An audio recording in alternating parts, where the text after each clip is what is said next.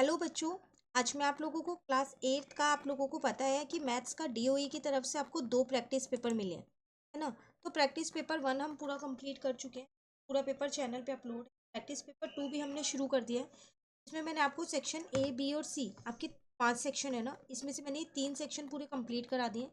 तीनों section channel पे upload है। अब हम सेक्शन ई कर रहे हैं पहले, बाद हम अपना सेक्शन डी करेंगे।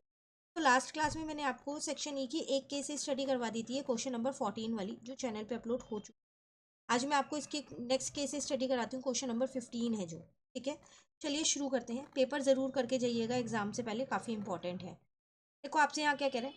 During mathematics lab activity each student was given 4 straw of length 10 centimetre, 10 centimetre, 6 centimetre and 6 to make the different type of quadrilaterals and verify the different types of property of the quadrilateral.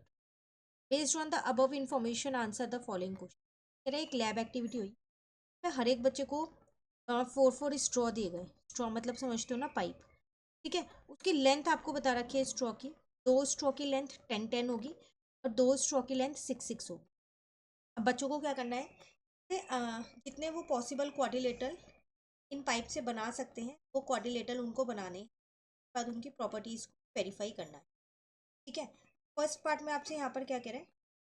How many types of quadrilateral can be made in this straw. In straw से कितने quadrilaterals बन सकते हैं। वैसे देखा जाए ना, quadrilaterals बहुत सारे तरीके के होते हैं। पैरेललोग्राम हो गया, रेक्टेंगल हो गया, स्क्वायर हो गया, काइट हो गया, रोम्बस हो गया, ट्रेपीजियम हो गया। ठीक है, ये सब आपके क्या है यहाँ पर क्वाड्रिलेटरल है। पर आपको यहाँ ऑलरेडी डायमेंशंस गिवन है, तो आप ये सारे जो क्वाड्रिलेटरल्स हैं इन डायमेंशंस की हेल्प से नहीं बना पाओगे। यहाँ 2 डायमेंशन सेम है और 2 सेम, तो उसकी हेल्प से मैं सिर्फ 2 ही क्वाड्रिलेटरल्स बना सकती हूँ।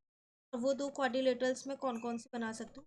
एक तो मैं रेक्टेंगल बना सकती हूँ, कि रेक्टेंगल की अपोजिट साइड इक्वल हो।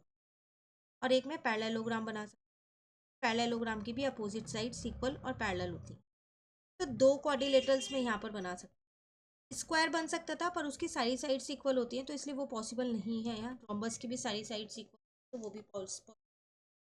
ठीक है, वो पूछ रहा था आप कितने टाइप के क्वाड्रिलेटरल्स बना सकते हैं, तो हम 2 टाइप के क्वाड्रिलेटरल्स बना।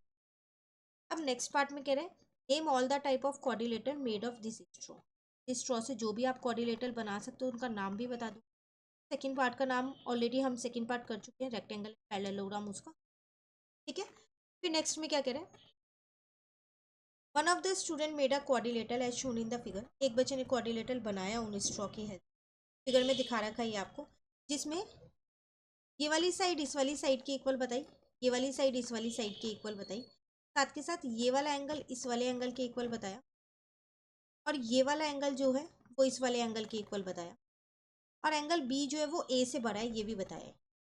तो बताओ फिर ए बी सी डी क्या होगा। देखो जब मैं बनाई 2 कोऑर्डिनेटर सकती हूँ, रेक्टेंगल एंड पैरेललोग्राम, तो ए बी सी डी इन्हीं में से कोई एक होगा। रेक्टेंगल पॉसिबल नहीं है कि रेक्टेंगल का हर एक एंगल 90 डिग्री होता है। इसकी एक प्रॉपर्टी है, इसका हर एंगल 90 होता है। ए बी बी बी हर एंगल 99। हाँ, एक कंडीशन लिख दी कि बी ए से बड़ा है, तो इसका मतलब रेक्टेंगल तो होगा नहीं। फिर ये क्या है हमारे पास, पैरेललोग्राम।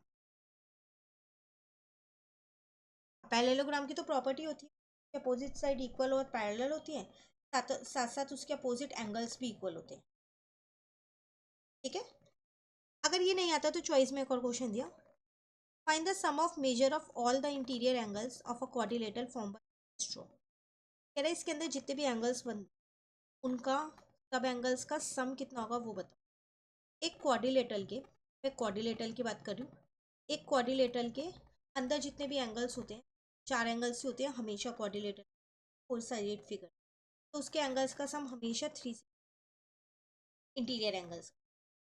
फिर चाहे वो रेक्टेंगल हो, चाहे वो स्क्वायर हो, चाहे वो पैरेललोग्राम हो, चाहे वो रोम, कुछ भी हो, कोई सा भी क्वाड्रिलेटरल हो, करके एंगल्स। क्लियर है। ये वाली केस स्टडी भी कंप्लीट हो गई आज की क्लास में। अब रह गई आपके पास एक केस स्टडी, ये मेंसुरेशन, इसे नेक्स्ट क्लास में कवर कर लेंगे, फिर ये सेक्शन हमारा कंप्लीट हो जाएगा। आपको पता है एनसीईआरटी की बुक पूरी चैनल पे अपलोड हो चुकी है, हार्डली 2 या 3 क्वेश्चंस रह गए हैं, वो भी बहुत जल्दी अपलोड हो जाएंगे, तो आप वहाँ से एनसीईआरटी रिवाइज कर सकते हैं। मिलते हैं नेक्स्ट क्लास में नेक्स्ट वीडियो।